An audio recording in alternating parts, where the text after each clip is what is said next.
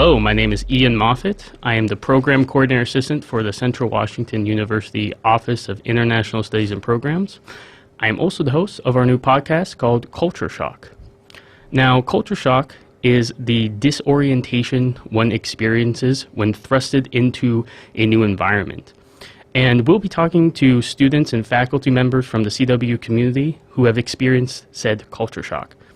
And today, we have two international students who are from Australia and also play on the men's rugby team who'll be talking about their experience here in America and here playing rugby. I'm going to start here with James.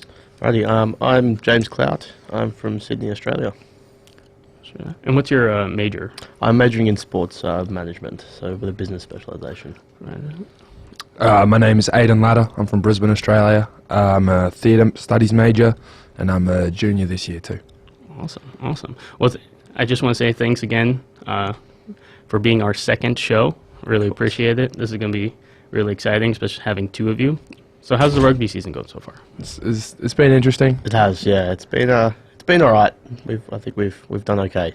Yeah, I think we're getting into stride at the right part of the season. Couple of tough losses where probably weren't at our best to get over the line and get the win. I think 2-3 games within very 7 points. Yeah, it's been the toughest season I think they've had on record here, and 4 games against teams higher than us, so against ranked higher than us. So it's been tough.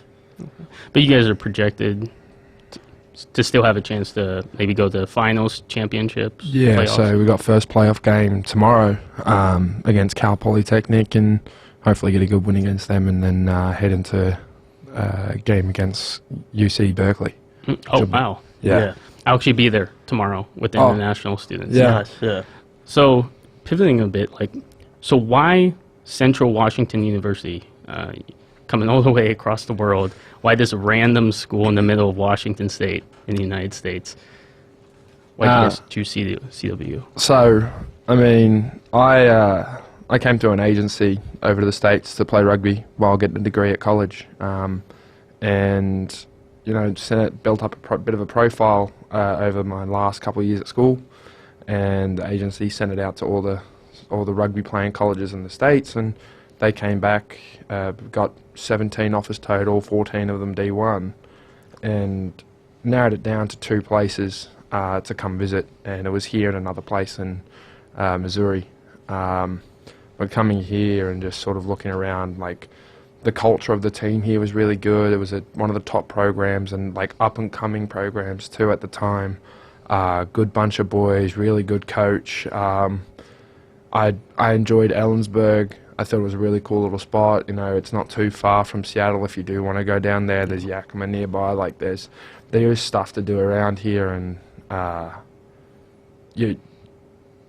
it's a real sort of different vibe to where I'm from too. It's back home. It's more of a wet and dry than a 4 different seasons, which is really cool here, because over the summer I got to have some weather like home where it was 115, but at the same time I get to be in a new spot where I'm cold during the winter where there's snow. It's just a really cool experience. Yeah, it's very humid there in Australia. Oh yeah, especially in Brisbane. Yeah.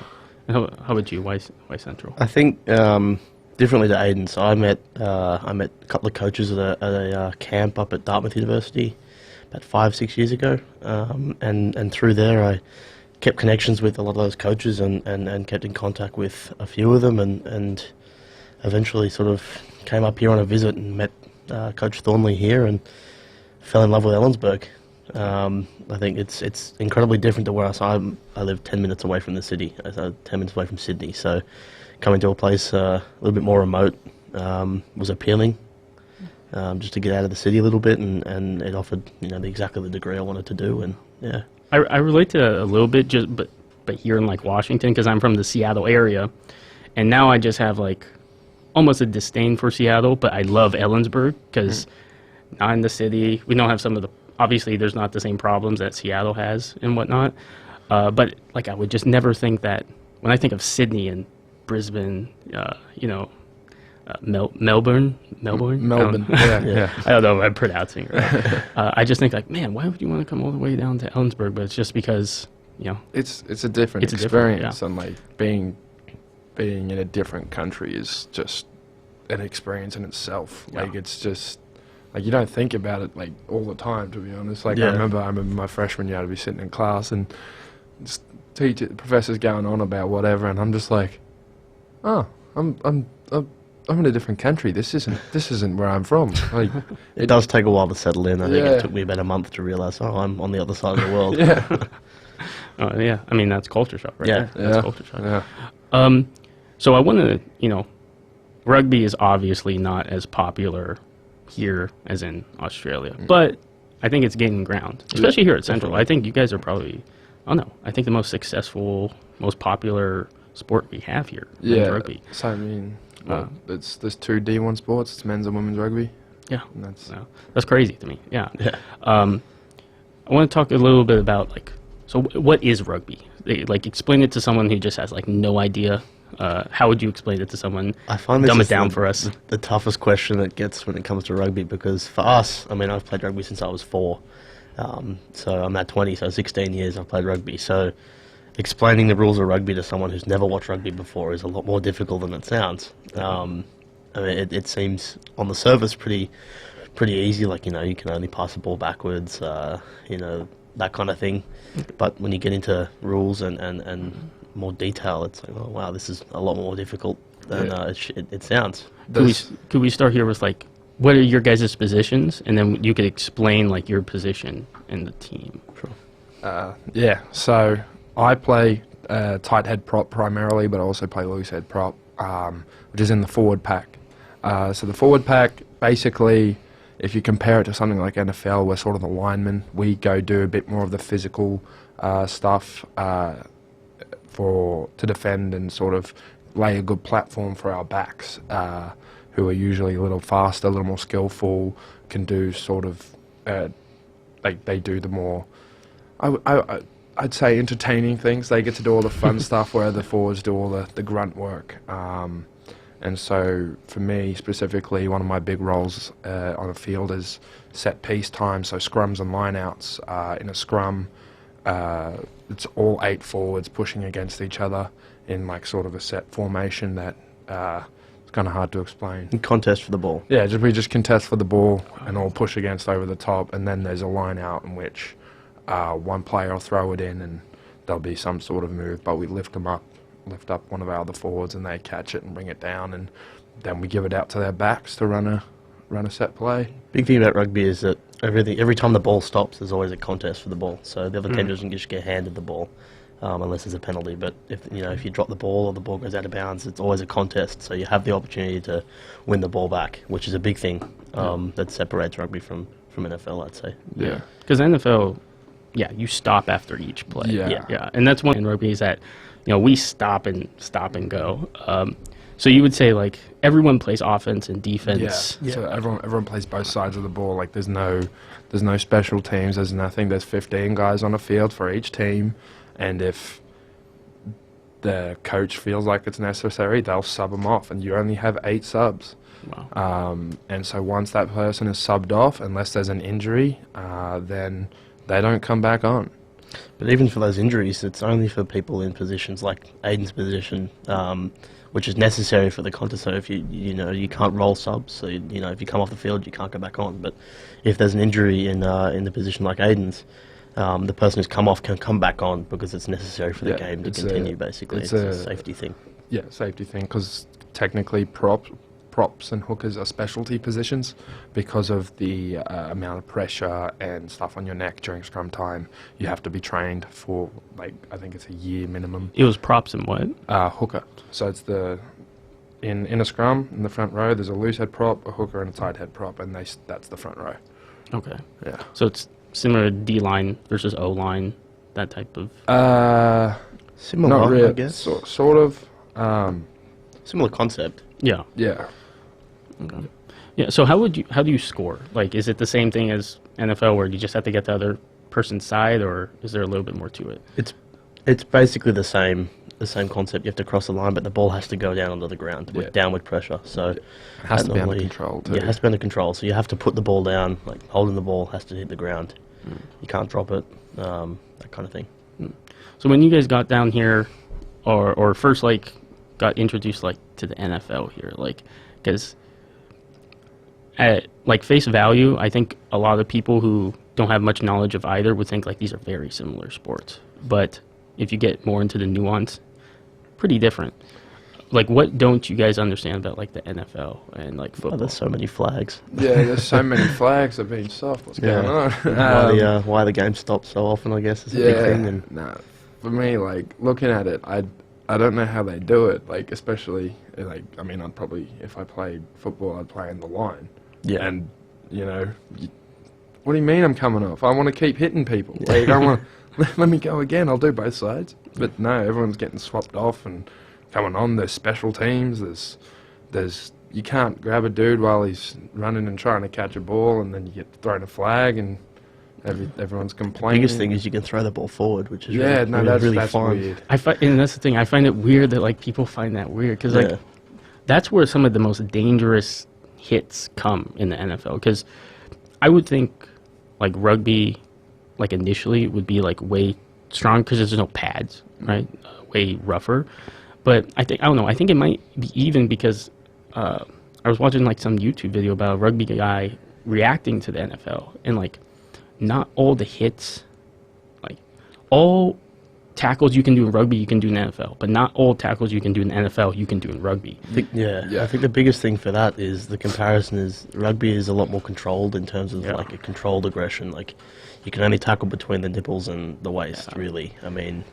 But with football, I mean, you can just fly in and whack someone. Like, It's like you know, you throw a ball downfield. Second you touch it, bam. you just don't even have to have the ball to get hit. In football, I mean, if like, you get hit without the ball in rugby, you hit get in sent the air off. in football too. Yeah. Like as James was saying, everything's controlled. Like there's certain rules you have to follow, and like if you like one of the big ones for us is a tip tackle. So if you tackle someone and their head goes past horizontal, like a horizontal line in the air, it's an automatic yellow card. So you're already sitting on the sideline for 10 minutes, and then depending on if it was like real bad, like you really like tipped them and dropped them on their head with force, it's a red card. You're off for the rest of the game. Wow. Like there's genuine ramifications for dangerous play, and that's because it's all about player safety, because we don't have the helmets or pads or whatever for that sort of stuff. So we've really got to make sure, while we want to be physical, we're looking after the other guy and ourselves at the same time. Yeah, I wanted to talk a little bit about like the difference between like Australian rules football and rugby, because I am so interested in Australian rules football. I don't know anything about it. I don't know if you guys do. AFL, yeah. I love AFL. Yeah, because I remember my dad showed that to me like a decade ago, and I was like, "What is this? This is the Aussies are crazy. This is It's fun. Like actually, one of my mates, he got drafted 6th overall to nice. play for Hawthorn. Like hell of a player. But yeah, no. So Aussie rules football. Again, is a little different. Similar Very shaped different. ball, a little bit longer, and unlike rugby, you can pass anywhere you want, except you punch the ball to pass and all that. Or you kick it.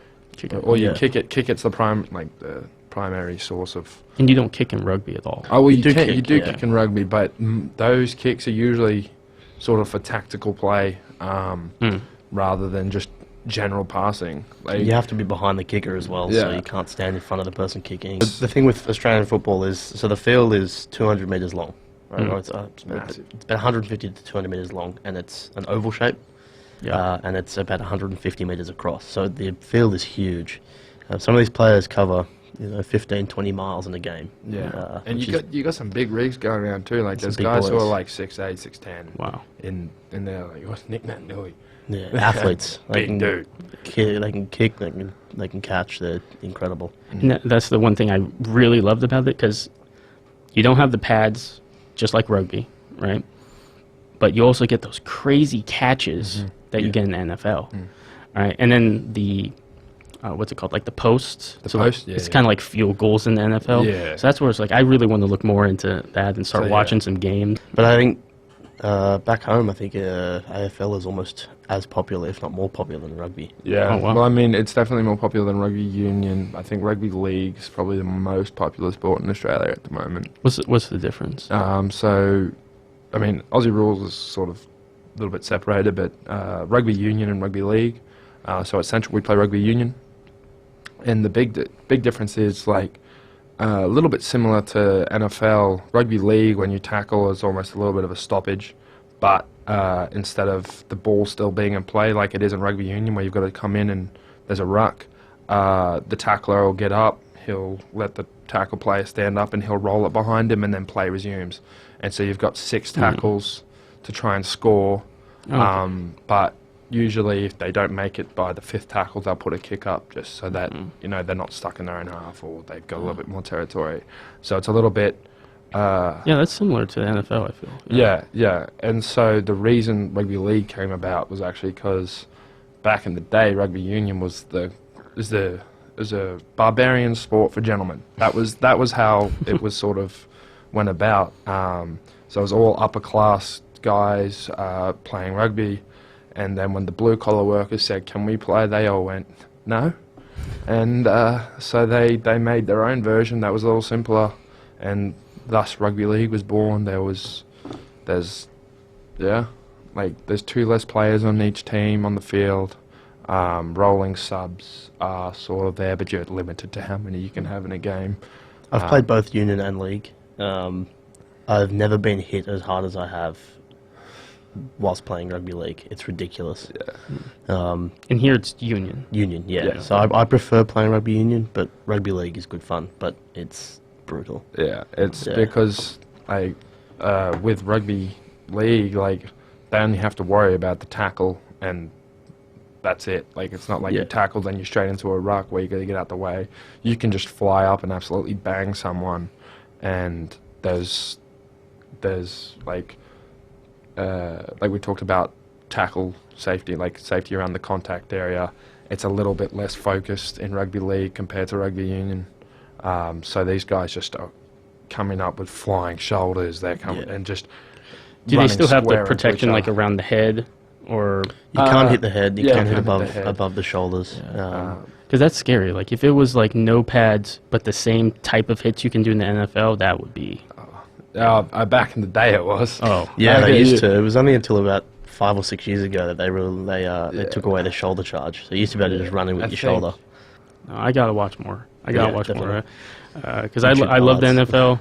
I've already loved Australian rules football from what I've seen, but I haven't delved enough into rugby, and I probably should since it's Yeah. such a big thing around here. Plenty of highlights on YouTube. So I wanted to pivot a little bit to just like general culture shock and surprises you got when you came down to the U.S. First, actually, how do Aussies, you would say, what's their impression of Americans? I mean, do you want to go first on this, or do you want me to go first? I'll go. I don't mind. you go. So I don't know about you, but I grew up a lot watching American TV shows. So coming to America, it wasn't as big a difference as it could be for a lot of other people. Having grown up, obviously, with hearing accents and stuff like that, but it doesn't prepare you for when you get here and you hear an American talking to you like, oh, you're an American. But I think the biggest thing that I'd noticed sort of coming up here was that like the complete like culture around a lot of things in terms of like when you can become an adult, right? So at like 18, I mean, we can go to the pub and have a beer with our mates, but you come to up here and it's completely different. And I think to a little bit of little extent, it's almost like a sense of maturity a little bit as well. Yeah. Like you hang out with people who are like your same age. Like when I got here, I was 18. Hanging out with other people who are 18, and you're like, oh, you're exactly like what I was like when I was 15. Yeah. So it's almost as though, like, particularly in the development stage, like 3 years behind in terms of like social things. I don't know what you think, Aiden, but that was sort of my biggest thing. Yeah, no, I agree, but I think that comes from, like, for me, I look at home and, we're such a multicultural nation. We're like one of the most multicultural nations on the planet. And so we're exposed to a whole bunch of different lifestyles, stories, all that kind of stuff. And so for me coming over here, one of the biggest thing for me was American culture is very internalized. It's very much, you know, what's going on with us. We're not worrying about too much what's going on everywhere else. Like, it's like what's going on here right now. And America is the world to America. Yeah, and I think that's where that sort of that maturity comes from, is because until they're sort of like whereas like you were saying, like you're acting like I was when I was 15. Yeah. We're still in high school, we're still doing certain things, but we're still starting to get a bit more exposed to what's going on. Definitely. Whereas here, I feel like they come at, like, especially because we're at college, right? So they've come out of high school, they're in college, and they're now just starting to be exposed to all that. Whereas we've been exposed to it, and we come in and... I think another thing with that is, like, I don't know about you, but our school years work very different, right? So we work January through December, we work a calendar year for our school year. So for my senior year of school, I finished in September of 2019. And I didn't get up here until January 2021. So I had, 13, 14 months of living in the real world, working every day, and getting out there and actually doing things rather than being at school. Whereas I think most students here would, finish school in June and start college in September. Wow. Or Yeah, even late August. Some schools go back in late August. Yeah, I mean, my personal experience was a little different because I took like 2 years off in the Philippines. I spent time overseas, so I understand what you guys are saying. Yeah. Because my family in the Philippines, they know what's going on with America, right? I don't know nothing about what's going on. I'm Filipino. I don't even know what's going on in the Philippines. And I'm not doing this on purpose. It's just because we're the superpower of the world. Exactly. One thing maybe you guys could relate to, because Australia, you were just saying, is a very multicultural place. I think America is, like, in terms of, like, just different demographics, is probably the most multicultural. I would say so, yeah. Probably, and especially with sheer just population number. Like, you guys got a population, 350 million? We've got a population of 25. A lot of people want to live in America. Not many people want to move all the way down to the bottom of the world. They're all scared of the spiders, mate. Yeah. So if I were to go to Australia, but I could expect to see, like, diversity like I see in Seattle. Oh, definitely. Yeah. No, it's a hugely multicultural place. Like, I think for me, like, one of the big things back home, I love my food, right? Here, you've got definitely some different cultures around, but, like, back home, I could drive 10 minutes any direction and I could go find heaps of different places to eat that are all different. Authentic as well. Authentic places. Like one of my favourite places to go eat is a place in about 15 minutes south of Brisbane called Sunnybank, and they've got a whole supermarket, Asian style supermarket with things from South Korea, North Korea, Japan, China, Philippines, Thailand, Indonesia. Like, there's this huge place, and it's all authentic stuff. Like, it's all imported. It's all. And I definitely think we have that here. Like, but you have to go to, like, Seattle for that. I think by that, like, I mean, I understand what you're saying. Like, we're in Ellensburg. We're like, 2 hours from Seattle. I think if you drove 2 hours from a major city in Australia, you're probably pretty similar. I mean, in terms of, I guess, similar to Ellensburg. I guess. So it's one thing about, like, speaking of driving. Like, when I talk to a lot of people from overseas, like, the biggest thing that they're surprised with is, like, you have to drive everywhere here. Like, Australia's a bit different because Australia's a big country. Right? Exactly. It's the same size as the US. Like mainland US. Mainland US. Like, not including Alaska and Hawaii and that, but it's the same size as mainland US. I think it takes the same amount of time to drive East Coast to West Coast. But do you guys drive a lot in Australia? Yeah. Okay. Yeah, you have to. Okay. I think so. I took a trip just before I left. I took a trip from Sydney to Melbourne. Oh, wow. So it's basically two pretty close major cities. I mean, I know here you can drive from Seattle to Portland in 4 hours. So it took me 16 hours to get from Sydney to Melbourne. And they're like two relatively close. Take me like 14, 15 hours to get from Sydney to Brisbane. Yeah, no, And that's then a long it's drive. the three closest like cities on the eastern seaboard. So you have to drive everywhere. Nothing's close. So it's pretty similar to the US like that. Yeah. Is the public transportation good there? Oh, public transportation's great back home. Like, Speak for Brisbane. oh, Brisbane's great. Brisbane's good. Like, the way it all links up real well. It's just expensive on some of the train routes, but Yeah, so Sydney's cheap, but you get what you pay for. It's pretty average. Yeah. No, I remember going down to Sydney when I had to go get my visa, and that was yeah. just that was Nightmare. miserable. How was the process for you guys to like get your visas to come down For here? me, it was really easy in terms of. I mean, I got mine through COVID, right? So COVID made the embassies and everything close for a long time. So I didn't even know if I was going to get here when I did. That's why I couldn't come up in the fall. I had to come up in the winter. But getting my visa was a pretty easy process. It was a 10-minute train ride to the city and off the train and walked 2 minutes and I was at the embassy and got in there. And it's a daunting process because like you enter the embassy, you enter the US effectively. So you don't have a phone on you, you don't have anything on you. They just take everything off you and you sit your process. And the guy I actually had my interview with was from Ellensburg. Oh wow! No way. Yeah, no, That's great. he looked at me. He goes, you going to Central Washington? I said, oh yeah, it's in Ellensburg. He goes, yeah, I know, I grew up there. I said, you're kidding. So it was a weird one, but it was crazy. pretty easy. What did he process. say about that, actually? He was just like, he didn't really say much. He was like kind of taken aback by the fact that I was going to his little town of 13,000 people in the middle of nowhere. Small world. Yeah, Yes, no, no, that's what. it was kind of a shock. But yeah, no, like I remember when I was getting my visa, it was pretty simple process. Apart from the Like, fact you had to fly down to Sydney. yeah, I had to fly down to Sydney, but and then they checked off a few things and went, cool, Wow. you're done. Walked out. I've just heard horror stories. Being in an international department, I've just heard horror stories. But I think it just They're depends pretty what country you're particular coming from. about a lot of things, though. Talking about like first impressions, but like actually living here for a substantial amount. How many years have you been here? This is my third year. Third year, and this is I've been here about 15 months, so just over a year. okay.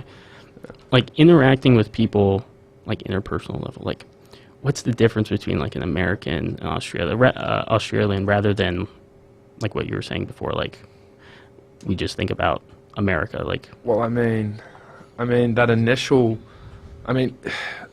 so if I go off sort of a little bit of what I said, like it's America. Like as soon as I come in, or James, I'm sure James had the same experience. If they don't know we're foreign or from Australia and they hear us talk, they all of a sudden there's just a look of confusion. Like, what?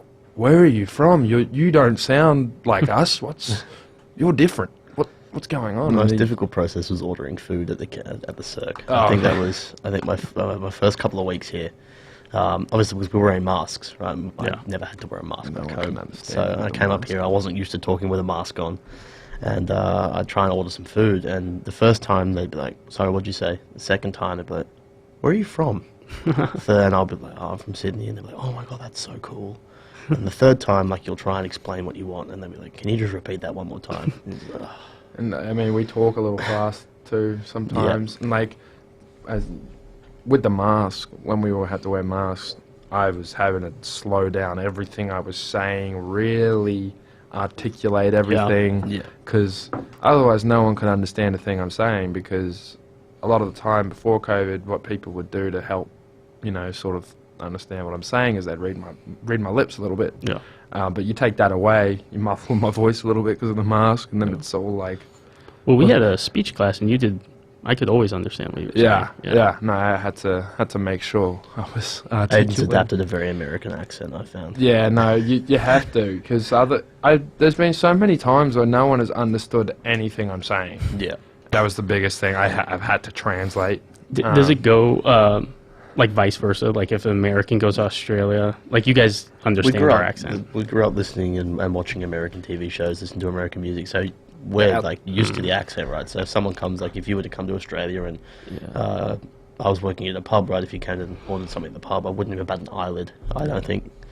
I think it'd be like, oh, that person's from America. And I love it with like Australians or even just like people from the UK also like will mimic or make fun of American accents because it's like so obviously none of it sounds weird to me, but then when someone does it and it's not actually their accent, I'm like, yeah, we do sound a little funny. We do like pronounce words Yeah. weird. use the whole mouth. Like, Yeah. you really articulate your words, I found. And But- both of those cultures, though, like Yeah. UK and Australia, are very much larrikins. Like, we make fun of everyone. That's our thing. Yeah. So, actually, I had to watch out for a bit of that when I came over here. Cause People get really offended really easily. really quickly. When I was a kid, I thought Australians and British people were the same thing. Like, they're just. I think a big thing with England is like you drive 45 minutes in England and you've got a completely different accent. So Yeah. everyone in England sounds different. And even like sometimes I have trouble understanding. There's like a non-English Cockney people. accent, There's Cockney, Manchester. Yeah, so it's- there's so many different accents up there. Yeah. And some of them aren't like, I remember Max last year, a guy on our team who was there my From freshman Hull. year, from Hull. Beautiful Hull. And I'd met this guy the year before and sort of been in contact with him that whole year before I came up. And when I came here, I'd sort of known this guy for 3 years, and I still struggled to understand what he was saying sometimes, just because it's ridiculously hard, like just such a thick accent, and then talk at a rapid pace, and it's like I got about 75% of what you just said. Okay, I find it's quite like, regardless of like the Americans obviously got different accent in places you go, but I find it's pretty easy to understand regardless of where they are. I find. Americans and like getting offended, like because that's the one thing I've always appreciated about Australians is like you guys are blunt. Yeah, you guys are really blunt. Like just straight to the point, and here like tiptoe around things. And I'm not saying like Australians don't have manners or anything like that, but I thought like I was almost afraid to call you guys like Aussies. I was like, oh, are they gonna See, get we're offended by we're that? really good at making fun of ourselves. Yeah, But at the same no. time, we're really good at like being able to take when people are sort of have a go at us. We're like, oh, okay, cool, and then give something back, right? But I found that a lot of Americans, you say something and they're like, oh, you can't say that. Like, oh, my bad. yeah, no, everything is taken too seriously sometimes. Whereas, like, again, as I say, we're a larrikin culture. We have some fun and we joke around and we say things just straight up, and you either like laugh it off and give something back, or you just be like, okay, and you don't say anything else on it. Like, it's, if someone went too far, you'd be like, oh, okay. Yeah. Whereas over here, it's like it's a big deal. Yeah, Everything.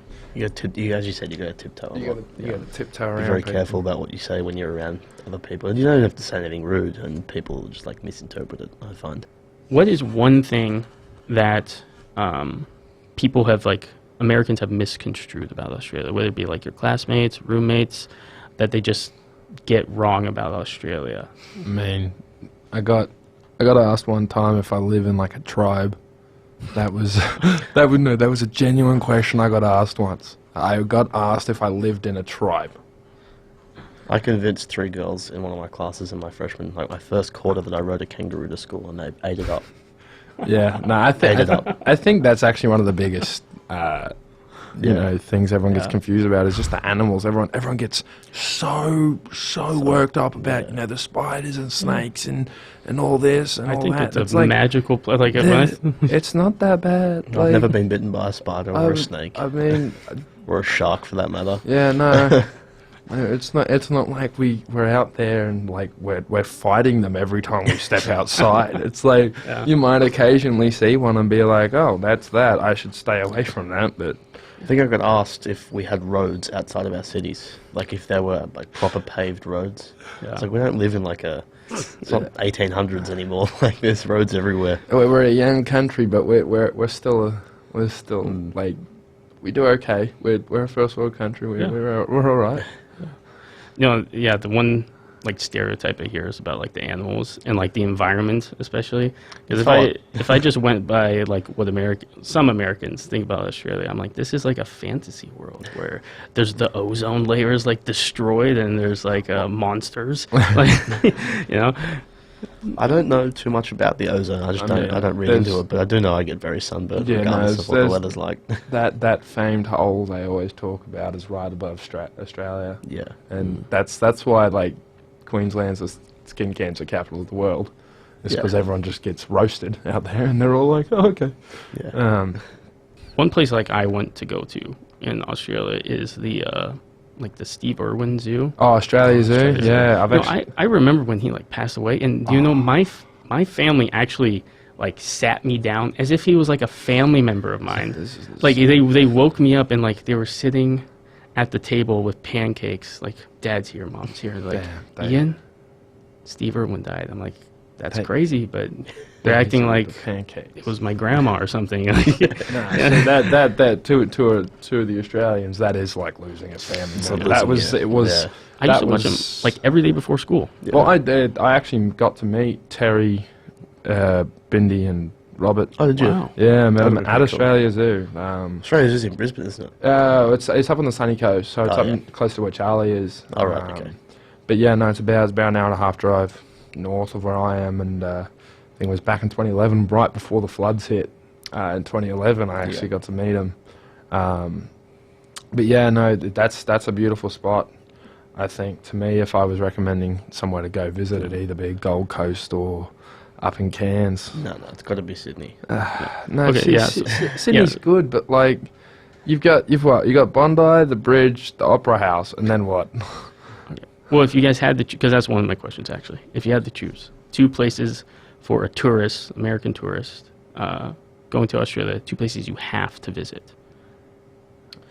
I would say Bondi Beach or the eastern suburbs. So the beaches around Bondi are beautiful. Bondi, Coogee, any of those beaches. And then the second one would definitely be the Sydney Harbour Bridge climb. So you can actually climb across the bridge. You get to the top, take photos, climb back down. I've never done it, but it's supposed to be amazing, especially on a nice day. See, I'm gonna throw everyone off here. One place I would suggest visiting is actually on the west coast, up on the northwest coast. It's a place called Ningaloo Reef, and everyone hypes up the Great Barrier Reef. And while I've been in the Great Barrier Reef, it's beautiful, but it's definitely suffering at the moment. It's not as beautiful as it was, not as diverse. I've heard of that. But if you go to the west coast up to Ningaloo, you get just like great diversity of animals. It's not as big, but it's still a massive reef, and definitely way less touched by man. So I never heard of it, so that makes a lot of sense. It's really cool. So that's something I'd recommend, and either going down to the Gold Coast, going to the beaches there, or going to Cairns up to where the Great Barrier Reef is and where the Point is, and just some great, just as a tourist, like especially if you go up to some of those like backpacker hostels, like there's some really cool stuff to do up there. Yeah, for sure. So that would be my recommendation. Hopefully I get to visit one day, because I was planning on this summer doing like study abroad. Don't think I'm going to be able to. Yeah. But maybe next summer, one university I've been looking at is in Sydney. I think that's where we'll end it today. I appreciate you guys. Of course, Thank you very much. This was a great conversation. And thank you guys again for joining on our second podcast. Everyone watching, definitely come to the men's and women's rugby games. Definitely need your support. Go Central Washington men's rugby team. Go Wildcats. Go Wildcats, baby. Go Cats. Go Cats. And I invite anyone that is watching to learn more about Central Washington University international programs by going to cwu./international-programs. Okay? All right. Thanks, you guys. Thanks for having us. Appreciate it. Yep.